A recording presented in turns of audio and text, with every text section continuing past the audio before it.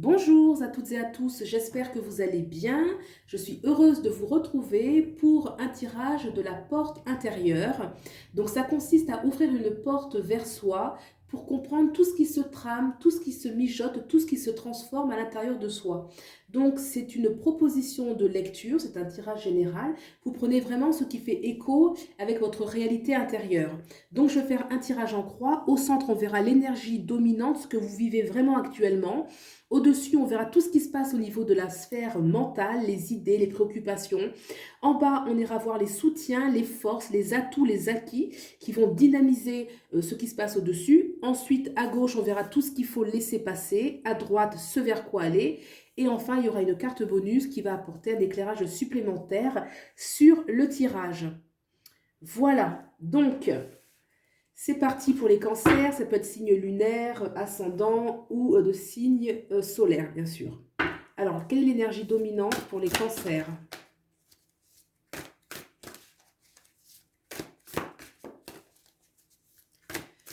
L'énergie dominante. Quelle est l'énergie dominante pour les cancers? On continue. L'énergie dominante pour les cancers, s'il vous plaît. C'est parti. Le 4 de coupe, donc là, c'est vraiment ce qui, l'énergie dominante, va nous parler d'une sorte un petit peu d'ennui, un manque, l'ennui qui peut venir aussi d'un manque d'aspiration, un manque d'inspiration. Vous savez, c'est un petit peu l'artiste qui n'a plus la muse, qui n'a plus l'inspiration créative. Il y a vraiment une sorte d'ennui, donc on voit qu'on ne savoure plus. En fait, le 4 de coupe nous parle qu'on ne savoure plus les choses, qu'on ne savoure plus la vie, qu'on ne savoure plus ce qu'on a. D'accord? Donc, on va regarder un petit peu ce qui se passe dans la sphère mentale pour comprendre un petit peu davantage. Alors, la sphère mentale pour les cancers.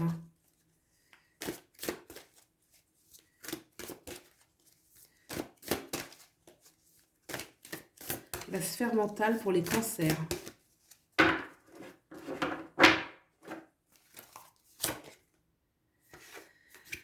Alors, la sphère mentale nous parle du pendu. Alors, le pendu, c'est une carte majeure qui est très importante, qui nous parle. Là, je pense qu'au niveau mental, il y a beaucoup de... Comment dirais-je un petit peu ça? Au niveau mental, on doit certainement... Alors, c'est pas encore manifesté dans la matière. On a conscience au niveau mental que pour sortir de cet état, il va falloir certainement aller dans plus de profondeur pour voir vraiment se questionner, voir ce qu'on veut dans la vie, ce qu'on ne veut pas. Et c'est peut-être un petit peu contraignant en fait. On n'a peut-être pas envie de autant de remise en question. Il y a un petit peu une dualité comme ça où voilà, on commence à comprendre que pour changer les choses, changer un petit peu cette réalité là où on s'ennuie, qu'il va falloir certainement faire un petit peu des sacrifices peut-être de temps, sacrifier peut-être certaines situations, qu'il y aura des changements à opérer. Mais pour l'instant, c'est juste au niveau de la sphère mentale et a priori, ça n'emballe pas trop. On va regarder un petit peu ce qui soutient cette dynamique.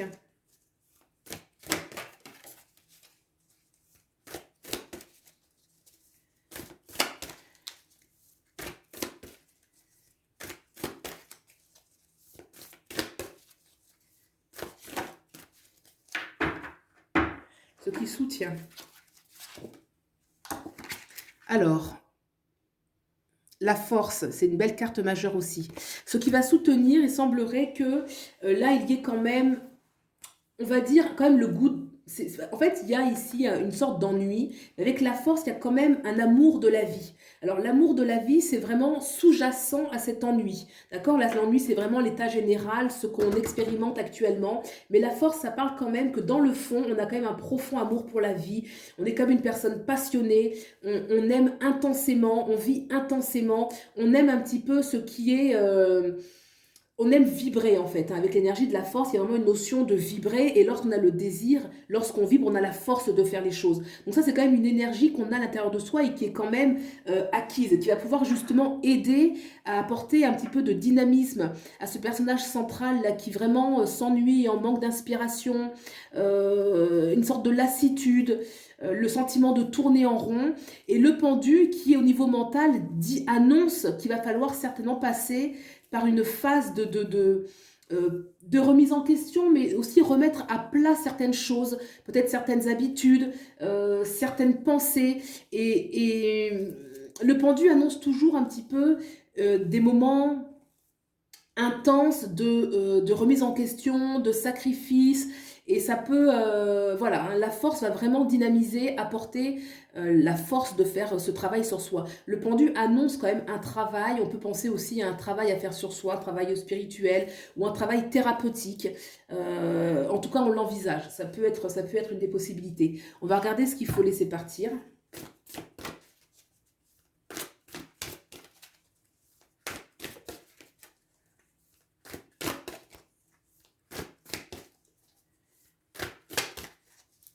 Donc il faut laisser passer pour les cancers.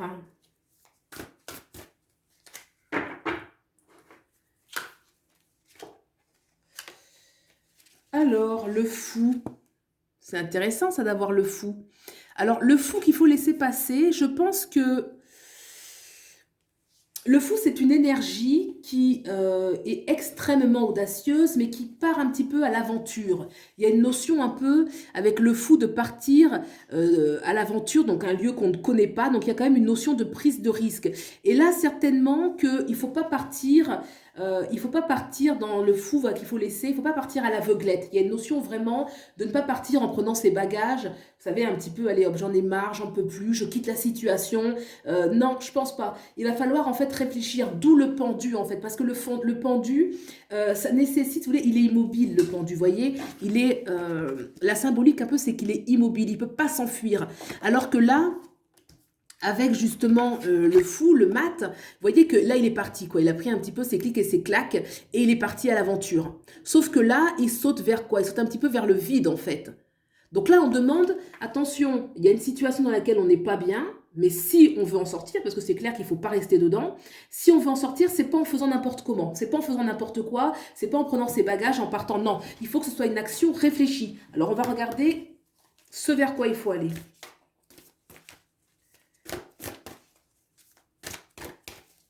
Ce vers quoi il faut aller pour les cancers. Ce vers quoi il faut aller pour les cancers.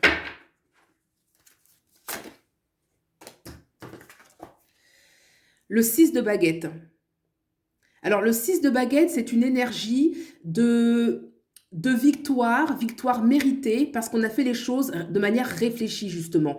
Il y a une notion de leader, de meneur, on a une stratégie et c'est pour ça qu'on a réussi, en fait, hein. Vous voyez que là, il avance victorieux, il revient un petit peu d'un combat, en fait, hein. Il revient d'un combat, le 6 de baguette, et il revient victorieux. Il est monté sur un cheval, les personnes qui le suivent sont à pied, donc il y a vraiment une notion de victoire, victoire méritée. Donc forcément, une victoire qui a demandé de réfléchir à ses plans, et donc c'est quand même avoir un peu une ambition, quelque chose de réfléchi, de posé.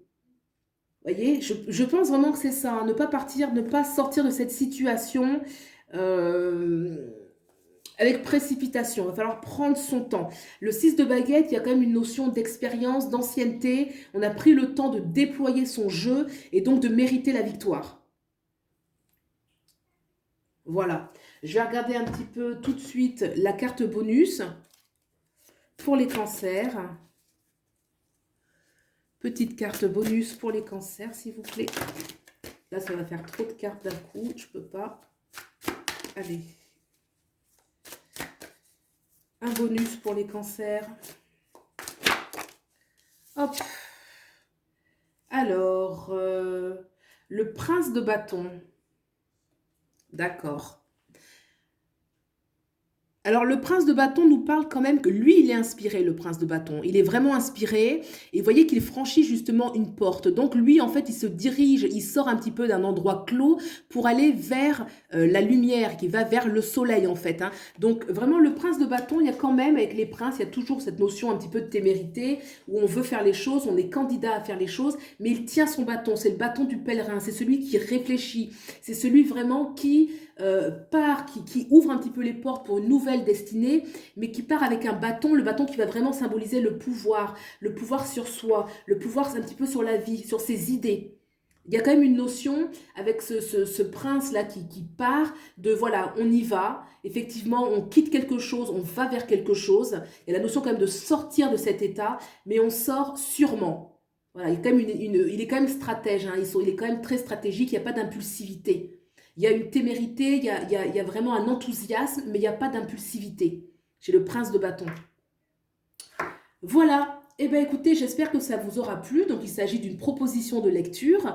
Vous pouvez aller voir vos thèmes complémentaires avec le signe lunaire et votre ascendant pour avoir davantage une complémentarité d'informations. J'espère que ça vous a plu. Si c'est le cas, vous pouvez liker, vous abonner, partager, commenter. Ça fait très plaisir. Merci beaucoup. Je vous dis à bientôt. Au revoir.